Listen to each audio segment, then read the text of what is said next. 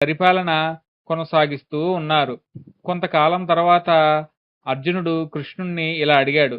కృష్ణ, యుద్ధ సమయంలో నువ్వు చెప్పిన భగవద్గీత జ్ఞానం ఇప్పుడు పూర్తిగా గుర్తుకు రావట్లేదు. దయచేసి అదే జ్ఞానాన్ని మళ్ళీ చెప్పగలవా అని అడిగాడు. అప్పుడు కృష్ణుడు, అర్జున, ఆ గీత నేను ఒక ప్రత్యేక యోగ స్థితిలో చెప్పాను. నీ సంకటభరిత హృదయం, యుద్ధ వాతావరణం, నా పూర్తి దివ్య చైతన్యం ఇవన్నీ కలిసిన సమయమే ఆ జ్ఞానానికి కారణం. అలాంటి స్థితిని మళ్ళీ సృష్టించడం అసాధ్యం అని చెప్పాడు.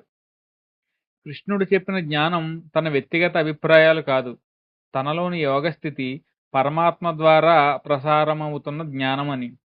ఇప్పుడు అర్జునుడు నేను అంటే తన శరీరం అని, కృష్ణుడు నేను అంటే సమస్తం అని అర్థం. అంటే